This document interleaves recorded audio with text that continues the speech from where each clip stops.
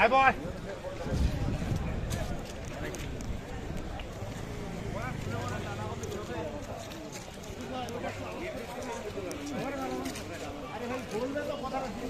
ঘুরতে দাও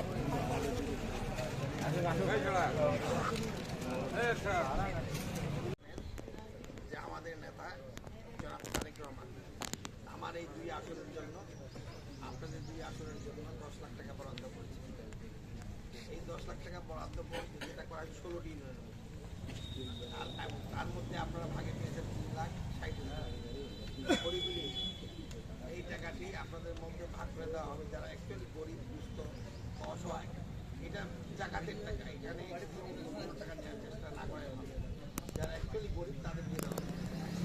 এই জন্য আমি সেক্রেটারি এবং আমাদের যারা বিএনপি নেতৃবৃন্দ তাদেরকে বলেছি যে আপনার এই টাকাটা কাকে দিলে ভালো, আপনার সেটা করে ইউনিয়ন বেসিসে ইউনিয়নের প্রেসিডেন্ট সেক্রেটারি তাদের পরামর্শ নিয়ে আপনার এই টাকাটা ভাগ করেন।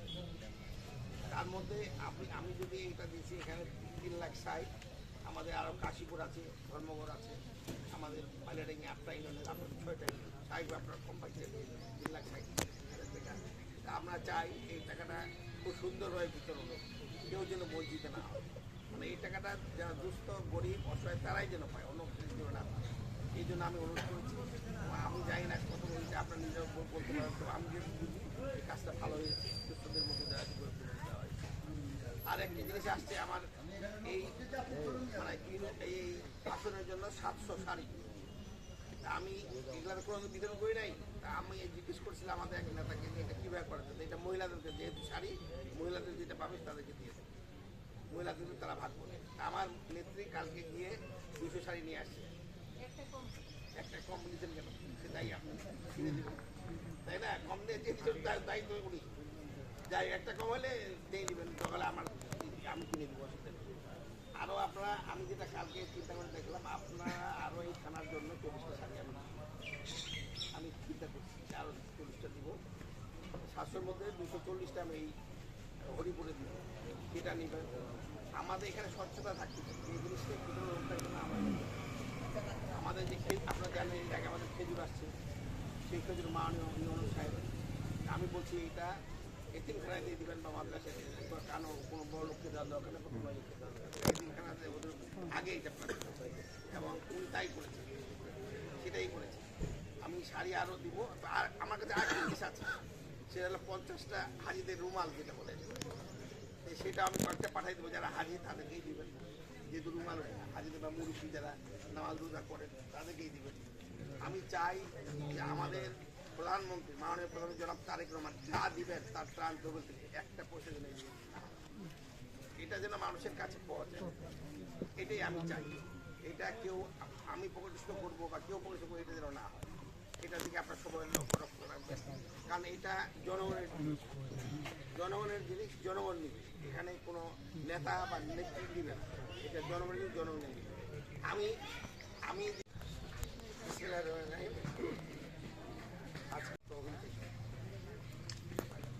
গরিব অসহায় মানুষের মধ্যে আজকে এখানে উপস্থিত আছেন আপনাদের এই পরিচিত আমাদের জাতীয় সভাপতি করিমুল ভাই উপস্থিত আছেন, ত্রাণ বিতরণ অনুষ্ঠানের উপস্থিত আছেন প্রধান অতিথি মাননীয় জাতীয় সংসদ সদস্য মাননীয় জনাব আব্দুল সালাম স্যার, উপস্থিত আছেন প্রধান নির্বাহী অফিসার মহোদয় এবং অন্যান্য সুধীবৃন্দ, আসসালামু আলাইকুম।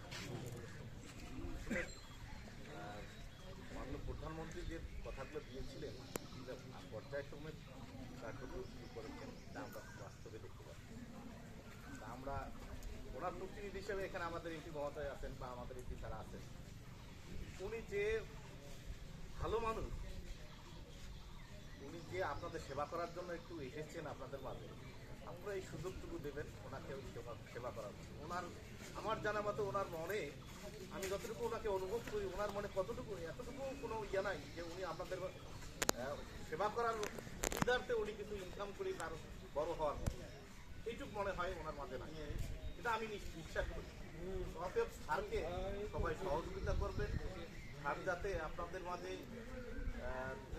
যতদিন বেঁচে থাকেন ততদিন আপনাদের সেবা করতে পারেন, প্লাস আমাদের মাননীয় প্রধানমন্ত্রী যে কার্যক্রম শুরু করছেন তার কাজগুলো যাতে শুরু করতে পারেন তার জন্য দোয়া করবেন। আর তিনি যাতে সুস্থ থাকেন, সবাই সুস্থ থাকেন। আমি আমার থানার পক্ষ থেকে আপনাদেরকে শুভেচ্ছা জানাচ্ছি এবং আমি আমার জন্য দোয়া করতে করছি। সবাই আমার জন্য দোয়া করবেন আর সবার জন্য দোয়া করতে বলে কথা বলতে গেলে চেয়ার ব্যস্ত হয়ে যান না। সম্মানিত সুধীবৃন্দ, আমরা এই পর্যায়ে কথা বলার জন্য বিনীত আহ্বান জানাচ্ছি।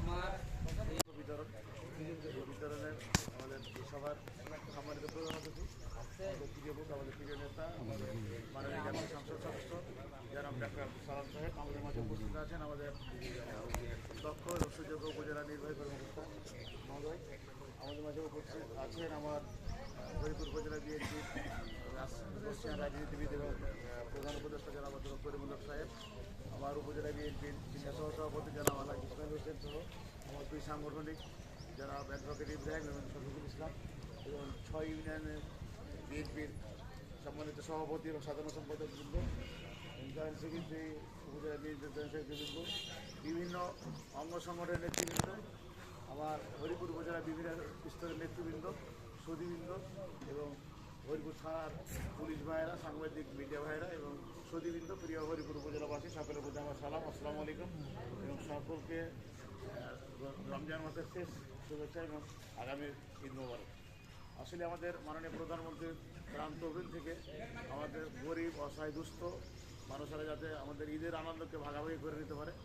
আমাদের এই অল্প দিনের জাতীয়, আপনারা জানেন অল্প দিনের জাতীয় সংসদ নির্বাচন হলো, এরই মাঝে আমাদের মাননীয় প্রধানমন্ত্রী দৃশ্যমান অনেক কাজ করে আছেন, যেন খাদ্য কর্মসূচি থেকে শুরু করে আমাদের এই যে ফ্যামিলি কার্ডের কথা বলছিল, ফ্যামিলি কার্ডও ইতিমধ্যে উনি অনেক জায়গায় দিতে শুরু করেছেন এবং পাশাপাশি আমরা আগে ঈদের যে বিষয়টা